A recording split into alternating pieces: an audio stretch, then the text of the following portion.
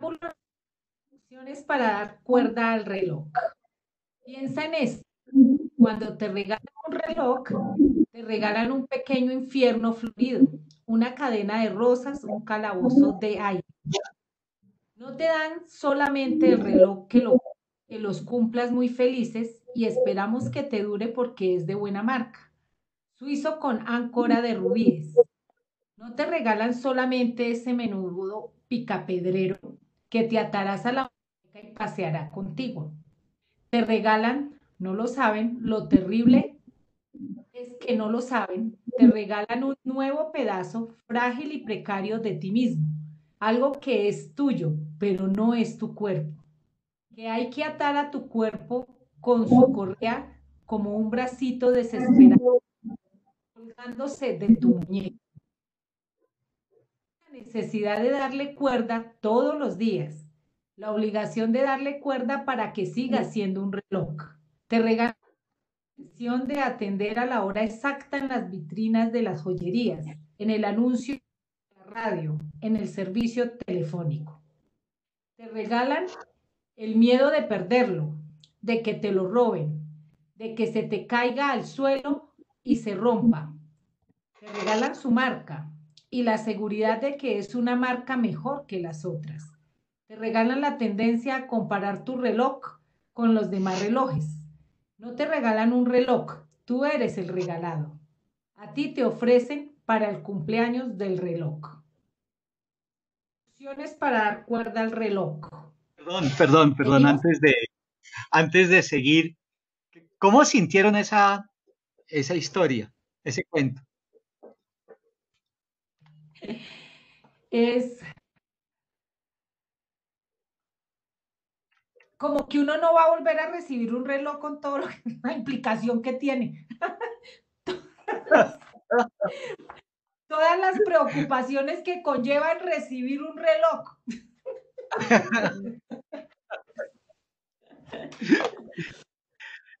Y no Te les, regalan la obsesión de atender una hora exacta, de cuidarlo para que no te lo roben, de que no. Te regalan toda una complicación. Sí, sí, sí, sí, sí. y, y no les, Preocupaciones, pide regalado un reloj. ajá. Y no les Ese parece que podría ser es el terriblemente actual. regalado, eso es hermoso. Ajá. ¿Podría ser terrible qué? Y ustedes no creen que podría ser tremendo, Espérate que está entrecortado. que si no les La parece que verdad, si lo cambiamos por un iPhone, es la verdad. exactamente, fíjense que para nosotros, la gente de nuestra generación, el reloj, no sé tanto en las niñas si era tan importante como en los muchachos, pero el reloj era, entre otras cosas, como una marca de ser adulto, ¿no? De que ya uno es grandecito. Entonces le regalaban a uno el pinche reloj. Y, y se volvía todo eso que está describiendo. Pero es que si uno, en vez de decir la palabra reloj, dice la palabra celular, estamos en las mismas. Es Es verdad. tal cual. Es el No, miedo que se lo roben permanente. De sí. marca y de versiones cada vez que sale uno nuevo. Ah, total. Sí, es muy bueno este Eso es cuento. hermoso. Sí. Bueno, perdón que le interrumpí la lectura. Adelante. ¿Sigo? ¿Sigo yo? Sí, sí. Dar cuerda al reloj. Allá en el fondo está la muerte, pero no tenga miedo. Sujete el reloj con una mano, tome con dos dedos la llave de la cuerda, remóntela suavemente. Ahora se abre otro plazo. Los árboles despliegan sus hojas, las barcas corren regatas, el tiempo como un abanico se va llenando de sí mismo y de él brotan el aire, las brisas de la tierra, la sombra de una mujer, el perfume del pan. ¿Qué más quiere? ¿Qué más quiere? Átelo pronto a su muñeca, déjelo latir en libertad, imítelo anhelante. El miedo herrumbra las áncoras. Cada cosa que pudo alcanzarse y fue olvidada va corroyendo las venas del reloj, gangrenando la fría sangre de sus pequeños rubíes. Y allá en el fondo está la muerte, si no corremos y llegamos antes y comprendemos que ya no importa. Digan otra u otro. Pues ¿Alguien si tiene quiere, algún vamos comentario? a la casa tomada. Nadie quiere hacer un comentario sobre este? De este,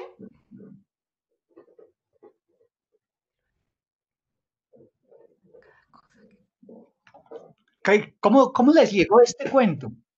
¿Qué sintieron? ¿Qué emociones les produjo? No sentimos, ese es un cuento para sentir. Porque es que mira, tiene olor, tiene luz, tiene, no, tiene todo. Es hermoso. Pero además tiene unas instrucciones.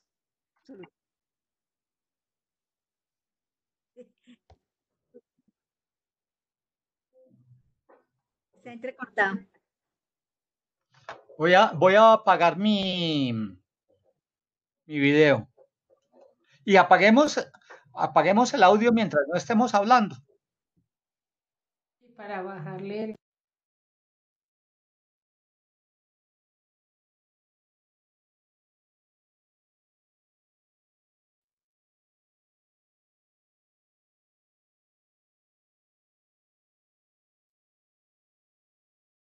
¿Alicia está? Sí. Sí. Sí. Buenas noches, buenas tardes. Tú propusiste la puerta. Sí, la puerta condenada. ¿Empiezo? No, esperemos que Carlos Jaime quiera hacer comentario del reloj. Ok, vale.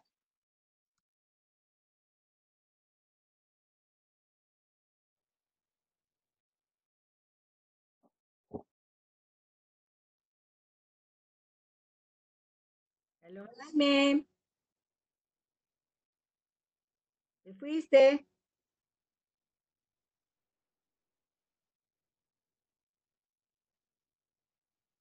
Disculpen, a veces no lo hago no abro el micrófono. Es que estoy tratando de encontrar eh,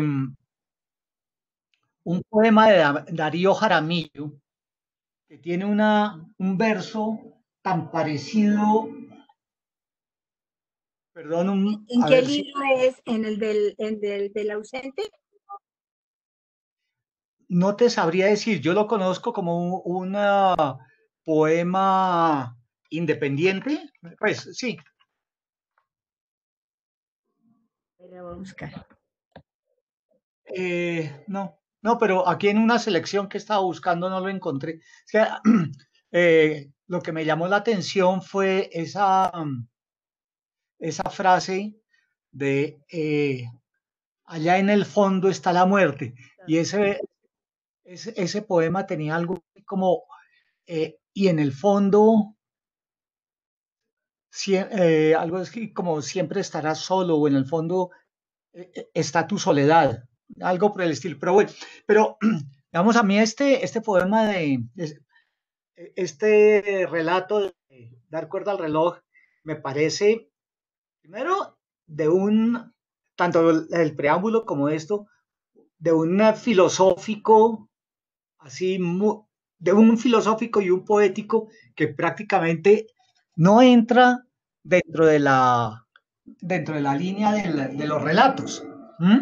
Los relatos generalmente cuentan cosas, pero esta entrada, allá en el fondo está la muerte, ¿sí? Y en el segundo párrafo, que podría decir, en la segunda estrofa, ¿qué más quiere? ¿Qué más quiere? ¿Mm?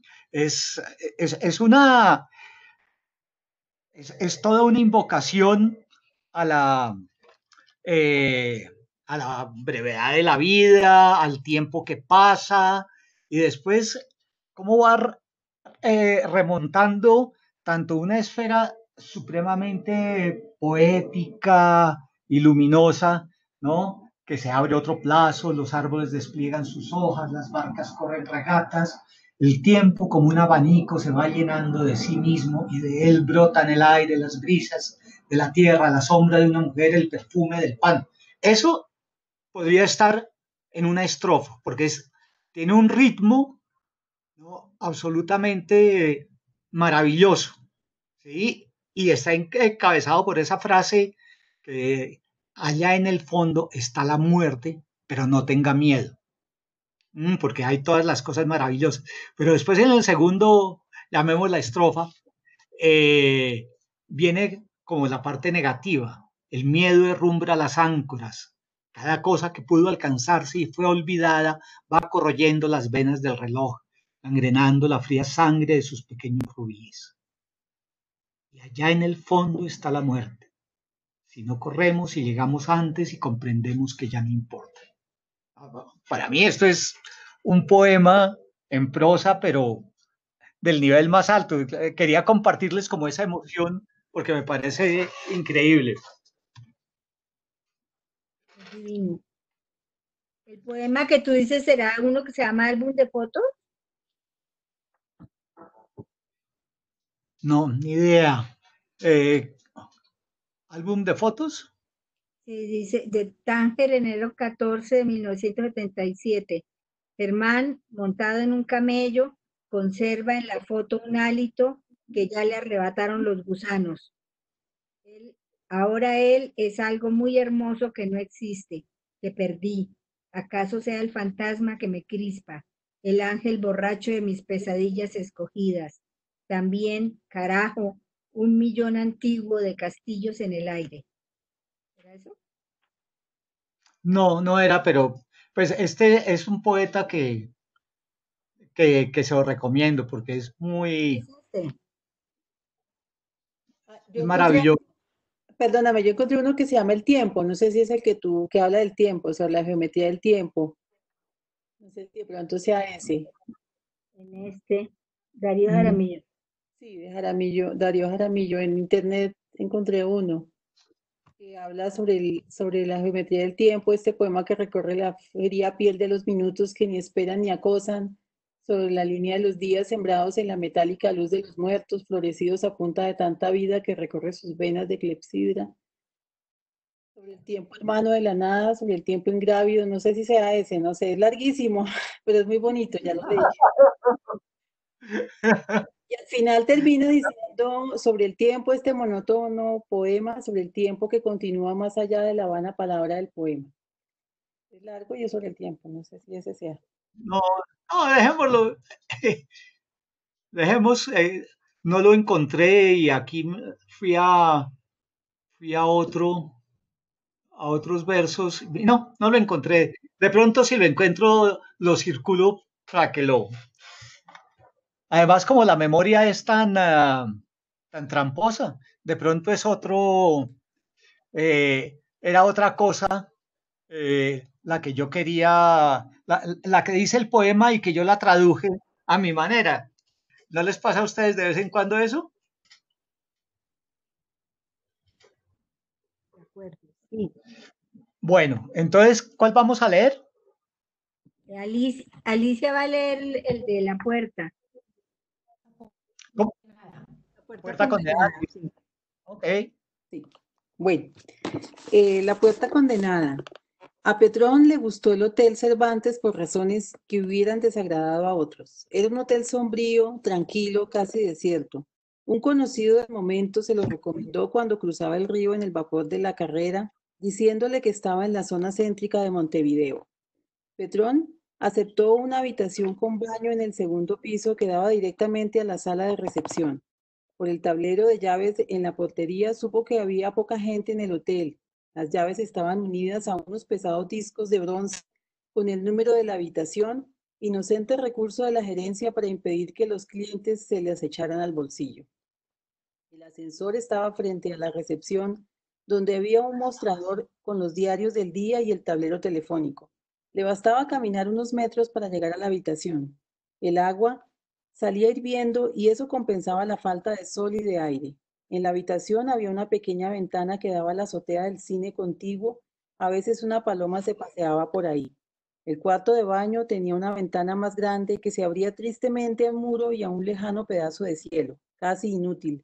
Los muebles eran buenos, había cajones y estantes de sobra y muchas perchas, cosa rara. El gerente resultó ser un hombre alto y flaco, completamente calvo. Usaba anteojos con armazón de oro y hablaba con la voz fuerte y sonora de los uruguayos. Le dijo a Petrón que el segundo piso era muy tranquilo y que en la única habitación contigua a la suya vivía una señora sola, empleada de alguna parte, que volvía al hotel a la caída de la noche. Petrón la encontró al día siguiente en el ascensor. Se dio cuenta de que era ella por el número de la llave que tenía en la palma de la mano, como si ofreciera una moneda de oro. El portero tomó la llave y la de Petrón para colgarlas en el tablero y se quedó hablando con la mujer sobre unas cartas. Petrón tuvo tiempo de ver que era todavía joven, insignificante y que se vestía mal, como todas las orientales. El contrato con las fabricantes de mosaicos llevaría más o menos una semana. Por la tarde, Petrón acomodó la ropa en el armario, ordenó sus papeles en la mesa y después de bañarse salió a recorrer el centro mientras se hacía hora de ir al escritorio de los socios. El día se pasó en conversaciones cortadas por un copetín, pocitos y una cena en casa del socio principal. Cuando lo dejaron en el hotel era más de la 1. Cansado, se acostó y se durmió enseguida. Al despertarse eran casi las 9 y en esos primeros quedan las horas de la noche y del sueño, pensó que en algún momento lo había fastidiado el llanto de una criatura. Antes de salir, charló con el empleado que atendía la recepción y que hablaba con acento alemán. Mientras se informaba sobre líneas de ómnibus y nombres de calles, miraba distraído la gran sala en cuyo extremo estaban las puertas de su habitación y la de la señora sola. Entre las dos puertas había un pedestal con una nefasta réplica de la Venus de Milo. Otra puerta en la pared lateral daba a una salita con los infaltables sillones y revistas. Cuando el empleado y Petrón callaban, el silencio del hotel parecía coagularse, caer como ceniza sobre los muebles y las baldosas. El ascensor resultaba casi estrepitoso y lo mismo el ruido de las hojas de un diario o el raspar de un fósforo.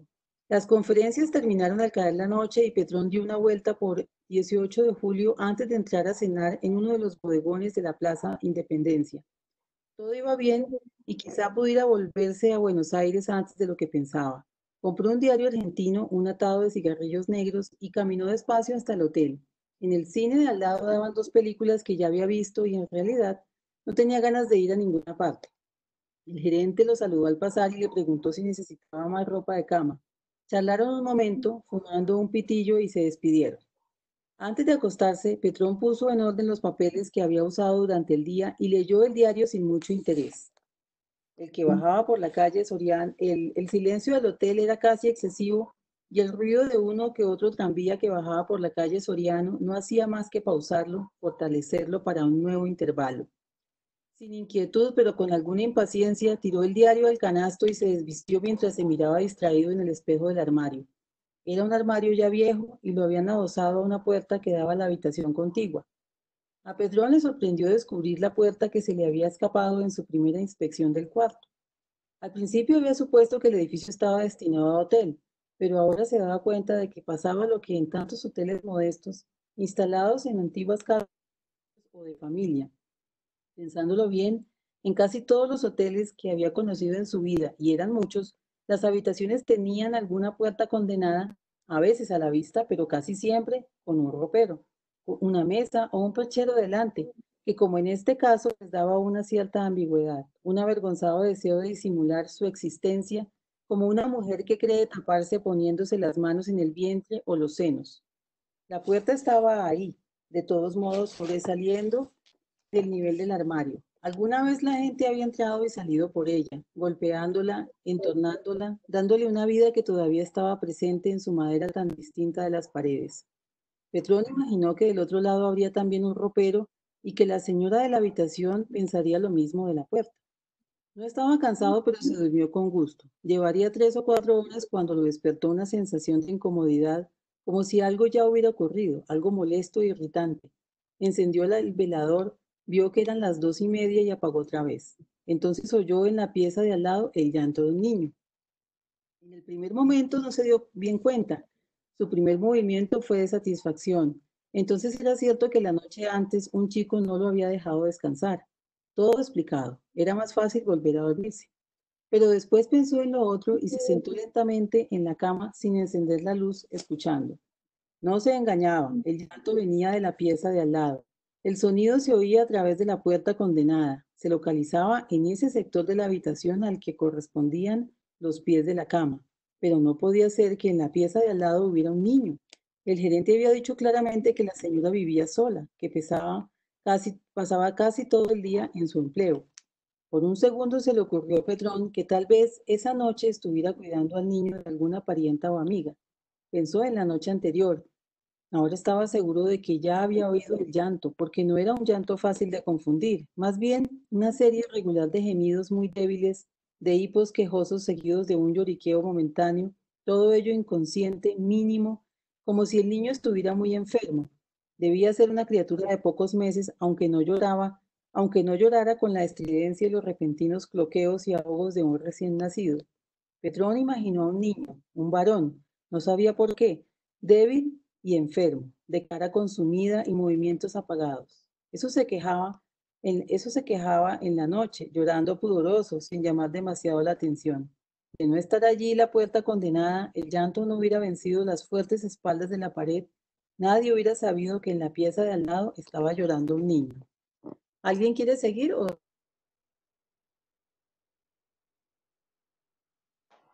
Si quieres, sigo. Bueno,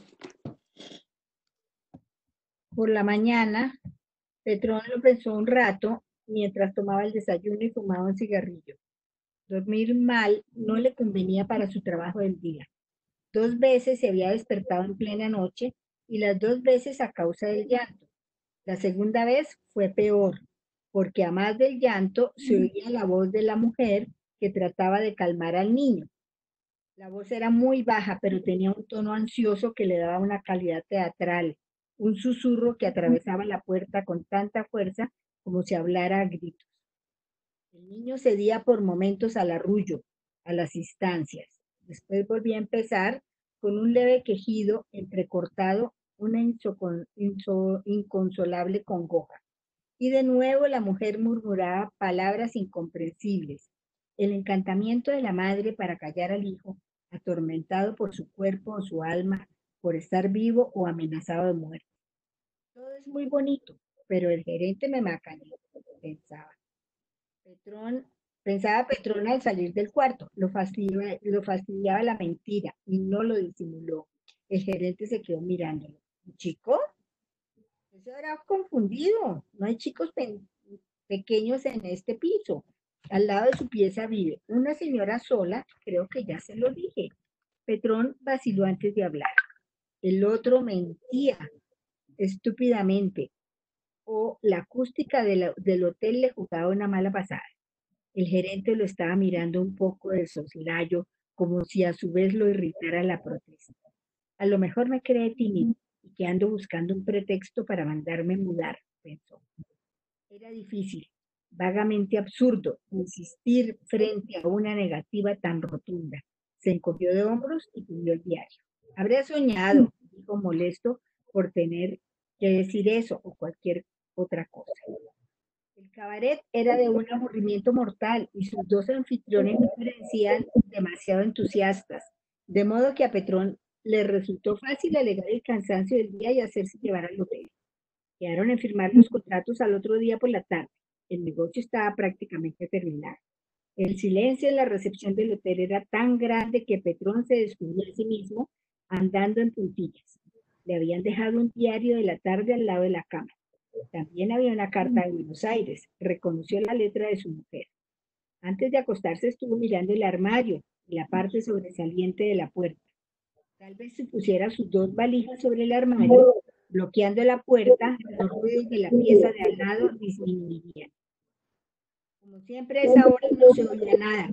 El hotel dormía, las cosas y las gentes dormían, pero a Petrón, ya malhumorado, se le ocurrió que era al revés y que todo estaba despierto, anhelosamente despierto en el centro del silencio. Su ansiedad inconfesada Debía estarse comunicando a la casa, a las gentes de la casa, prestándoles una calidad de acecho, de vigilancia agazapada, montones de pavadas. Casi no lo tomó en serio cuando el llanto del niño lo trajo de vuelta a las 3 de la mañana. Sentándose en la cama se preguntó si lo mejor sería llamar al sereno para tener un testigo de que en esa pieza no se podía dormir. El niño lloraba tan débilmente que por momentos no se lo escuchaba, aunque Petrón sentía que el llanto estaba ahí, continuo, y que no tardaría en crecer otra vez. Pasaban 10 o 20 lentísimos segundos. Entonces llegaba un hipo breve, un quejido apenas perceptible que se prolongaba dulcemente hasta quebrarse en el verdadero llanto. ¿Quién sigue?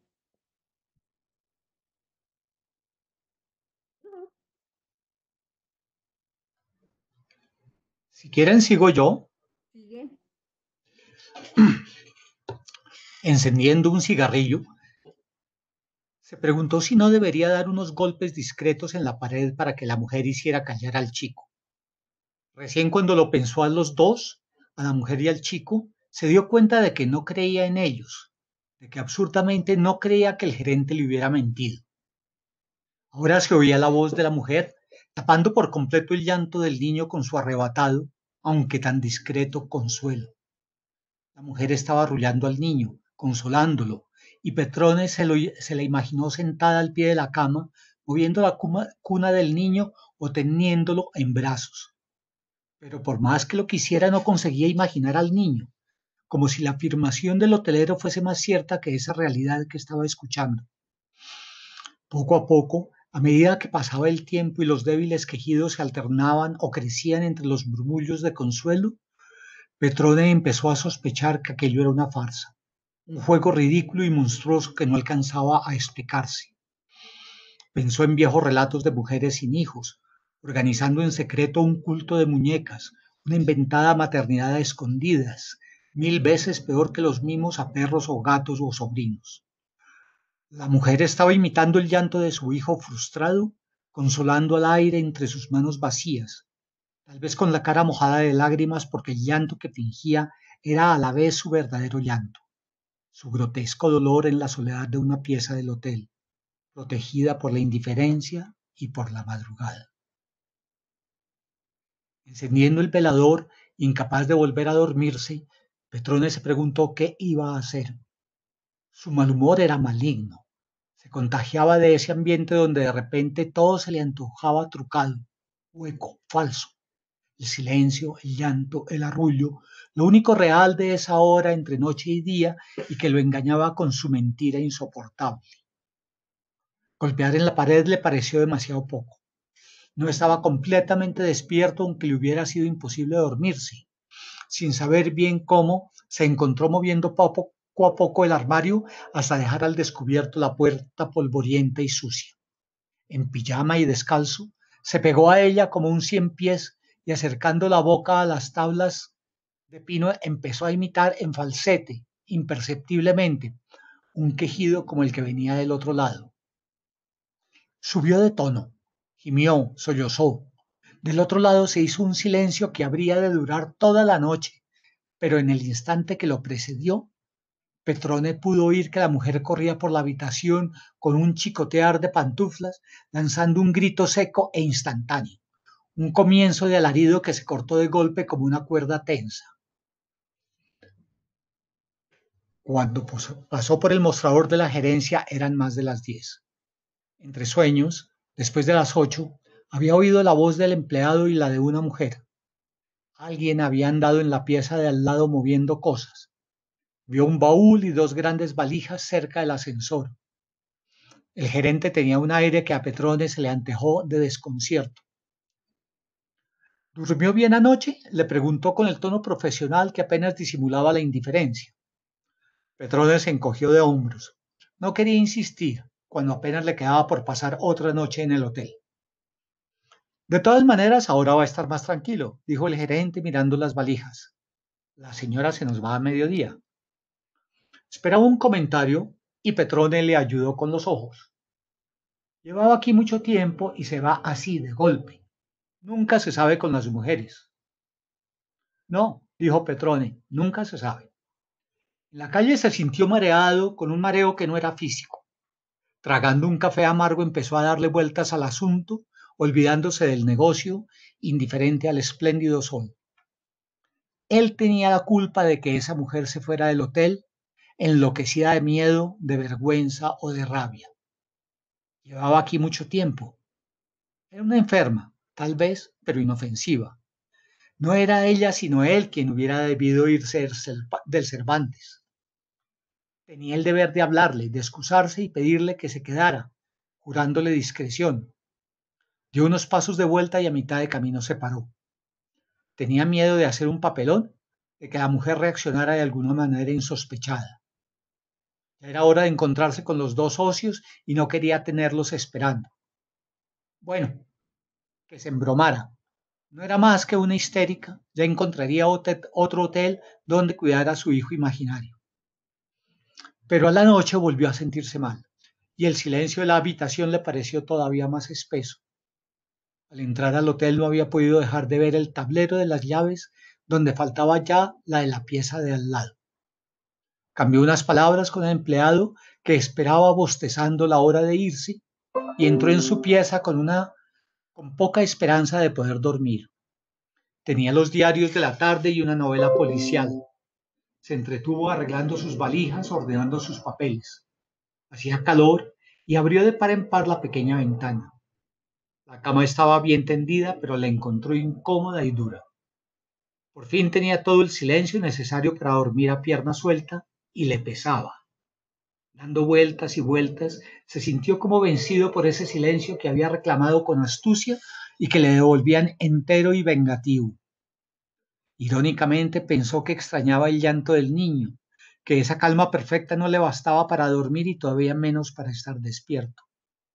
Extrañaba el llanto del niño y cuando mucho más tarde lo oyó, débil pero inconfundible a través de la puerta condenada, por encima del miedo, por encima de la fuga en plena noche, supo que estaba bien y que la mujer no había mentido. No se había mentido al arrullar al niño, al querer que el niño se callara para que ellos pudieran dormirse.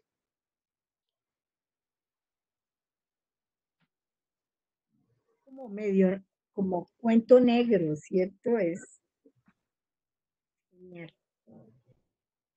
Muy misterioso, ¿no? Sí, sí. Y Porque ya se había ido la señora, se supone. no, es que es fantasma, el fantasma que quedó ahí en esa casa.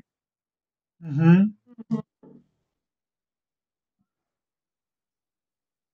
Pero entonces ella no lo escuchaba, no se había ido y sí se fue cuando lo escuchó a él. Sí. Porque ella se fue después de que él hizo los ruidos la noche anterior. No, nada que ver la señora.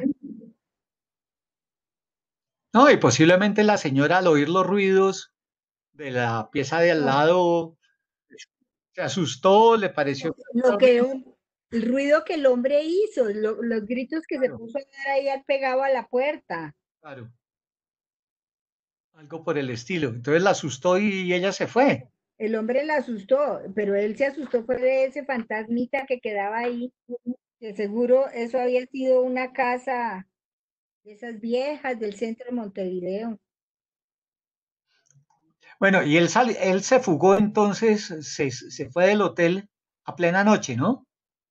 Sí, porque habla de la fuga. Sí. Pero ¿qué será? ¿Cómo entiende eso? Que la mujer no había mentido, no se había metido al arrullar La al mujer no tenía niño. La mujer no dijo mentir. La mujer dijo, ahí hay un ruido horroroso, yo me voy de aquí. Y el vecino, el Petrón, pensó que tenía un niñito. Era imaginario. Además, pero ¿cómo iba a pensar eso si a él le dijeron que ella salía bien temprano a trabajar y volvía en la noche? Entonces, ¿cómo lo dejaba? ¿Sí? Por eso, porque es que Todo el día. es un fantasma que quedó viviendo ahí. Sí. Es eso. Ajá. Eso es lo que tiene Cortázar, ¿no? Lo mete a uno en unos chismes de pronto que uno no espera. Ciertamente. Sí, además, ahí estuve mirando y pues, lo que estás diciendo, Elsa, a él le fascinaban, supongo yo, los cuentos de terror porque fue traductor de la obra completa de Edgar Allan Poe. Claro, Mm, Parece que, Luego que Cortázar se ganaba la vida, pues que parte de sus ingresos eran como traductor, traduciendo. porque también tradujo a la Yursenar. ese hombre era un genio. Mm, Es grandote, tenía una cabeza muy inteligente. Pero además tenía una enfermedad que, un gigantismo, ¿no? ¿Cómo es que se llama esa enfermedad? Ya le digo, Sí, que ahorita la le gente, digo. la gente sigue creciendo, le siguen creciendo, no sé si todo el cuerpo o partes del cuerpo. Las A él creo que, extremidades, De unos brazos muy largos. las pero en extremidades. el caso de él, pero creo que la cabeza, en el caso de él era la cabeza, tenía una Pero cabeza, fíjate que él era proporcionado. ¿sí? ¿Sí? Él era proporcionado porque él era un gigante y todo su cuerpo era muy grande y tenía cabezotas y brazos. Él no era desproporcionado como son estos pacientes que tienen ese problema. Ok, Espérate, ya estoy preguntando cómo se llama eso. ajá, Lo ok. que sí tenía era un problema de dicción, tenía la R gutural. En el YouTube está un cuento narrado por él. Seguro por lo que él hablaba francés tan marcado. Pero él había llegado a Francia ya relativo, ya muy adulto. ¿Aló? Se oye como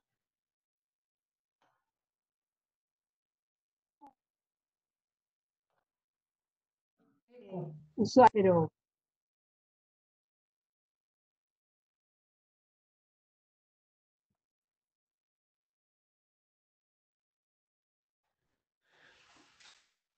Está muy malo el audio aquí en mi casa. ¿A ustedes les está pasando lo mismo?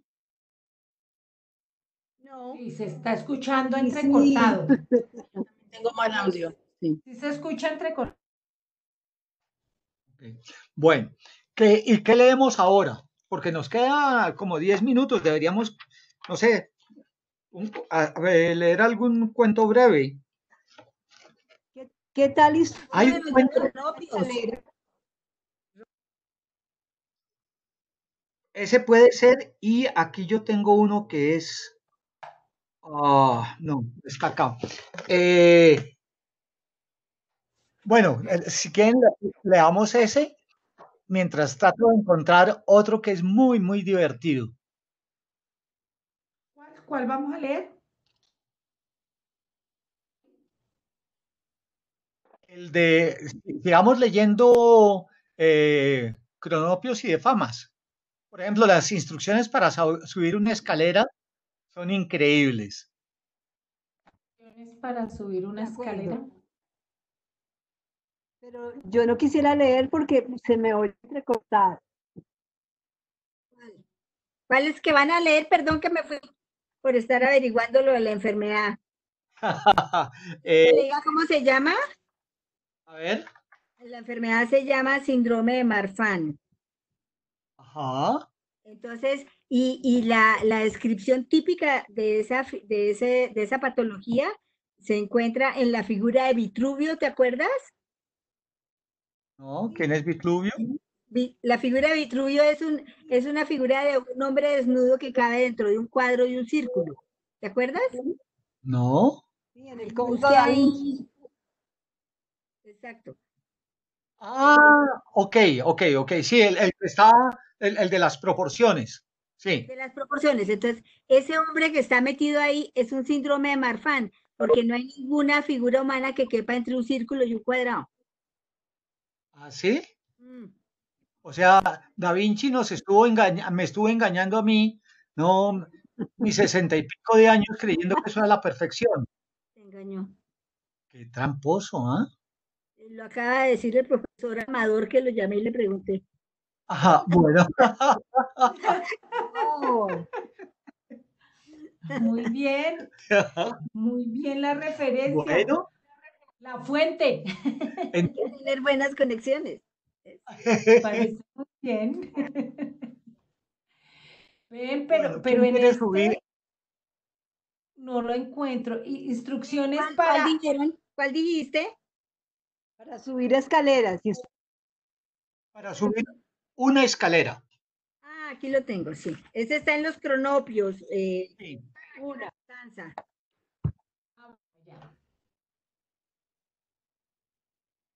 Listo. Bueno, y después quisiera que leyéramos Continuidad de los parques, que también es uno cortito. ¿En los cronopios está? No. Sí que escriban en su computador esto, lo que les acabo de decir. Ups. Continuidad de los parques. Sí, Continuidad de los parques. Bueno, la escalera. ¿Quién lee? A ver. Yo lo propuse, pero no lo Una, quisiera leer porque mi computador es terrible. Léalo. Bueno, si se corta, me avisa. Dale. Ya se cortó. No. No se escucha. El suelo. Aparte. ¿Se corta? Está muy cortado, Clara Inés. Yo lo sé.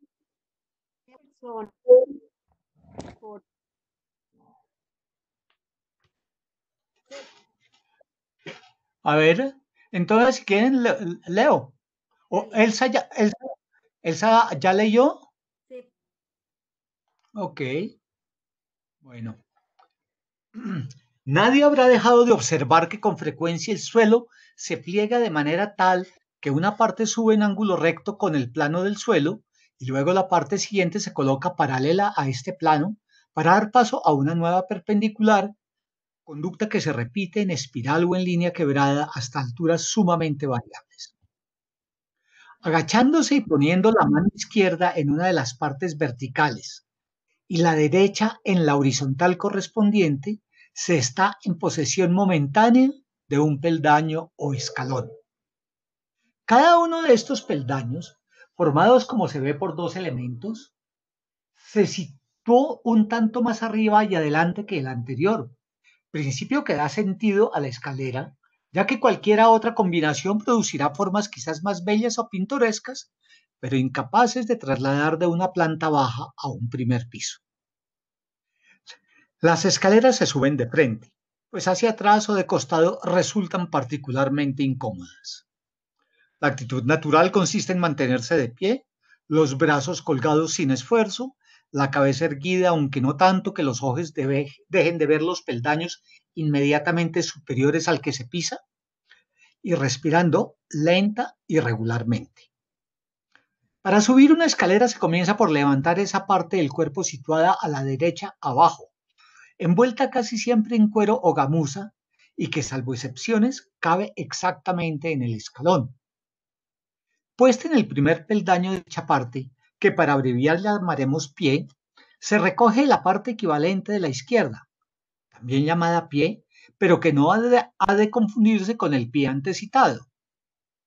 Y llevándola a la altura del pie, se le hace seguir hasta colocarla en el segundo peldaño, con lo cual en este descansará el pie y en el primero descansará el pie.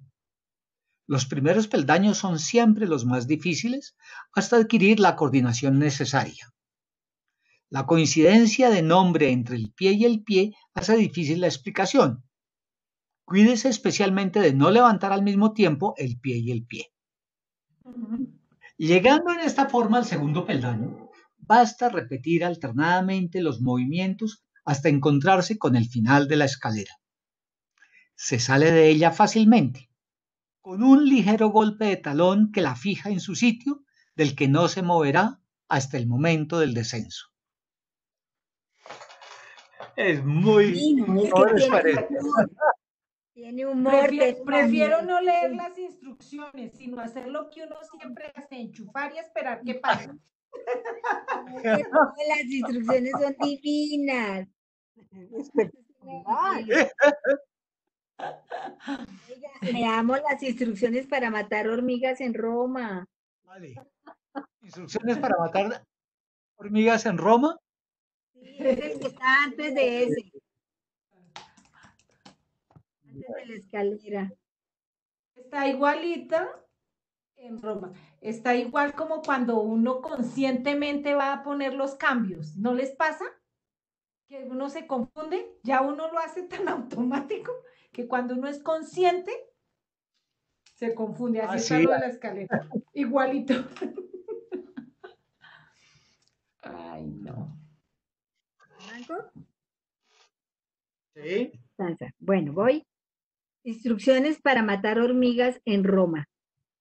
Las hormigas se comerán a Roma, está dicho. Entre las lajas andan. Loba, ¿qué carrera de piedras preciosas te secciona la garganta? Por algún lado salen las aguas de las fuentes, las pizarras vivas, los camafeos temblorosos que en plena noche mascullan la historia, las dinastías y las conmemoraciones.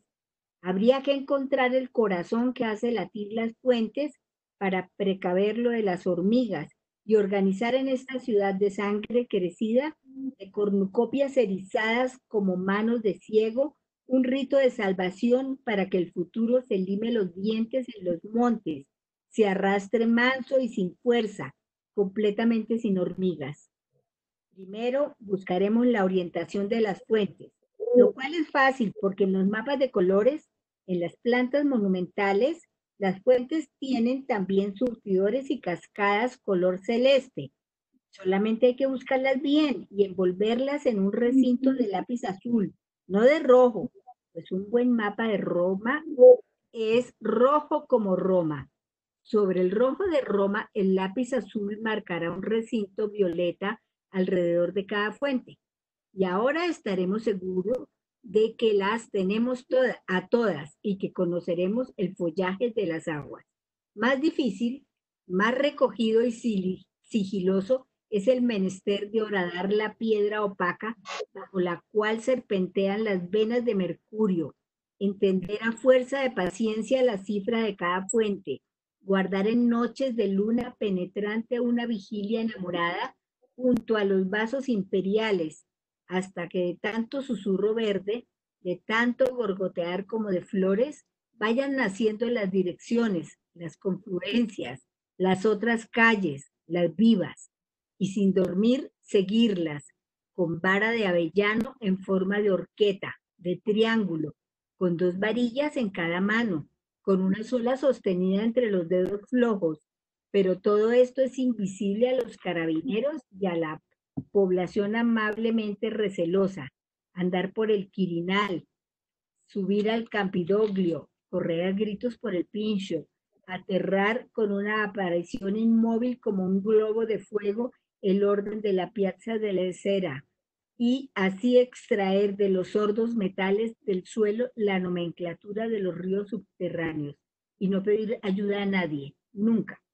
Después se irá viendo cómo en esta mano de mármol desollado las venas vagan armoniosas por placer de aguas, por artificio de juego, hasta poco a poco acercarse, confluir, enlazarse, crecer a arterias, derramarse duras en la plaza central donde palpita el tambor de vidrio líquido, la raíz de copas pálidas, el caballo profundo. Y ya sabremos dónde está, en qué napa de bóvedas calcáreas, entre menudos esqueletos de lémur, bate su tiempo el corazón del agua. Costará saberlo, pero se sabrá. Entonces mataremos las hormigas que codician las fuentes, calcinaremos las galerías que esos mineros horribles tejen para acercarse a la vida secreta de Roma. Mataremos las hormigas con solo llegar antes a la fuente central y nos iremos en un tren nocturno huyendo de lamias vengadoras, oscuramente felices, confundidos con soldados y con monjas. Increíble, ¿eh? Sí, qué lindo. ¿Sabes qué? Que lo más difícil es escribir un cuento. Y este hombre tenía ese arte. Sí, hay que, deberíamos... En pocas frases tiene que dar toda su idea. Sí, claro. Tendríamos que revisar un poquito qué es un cuento. Ajá.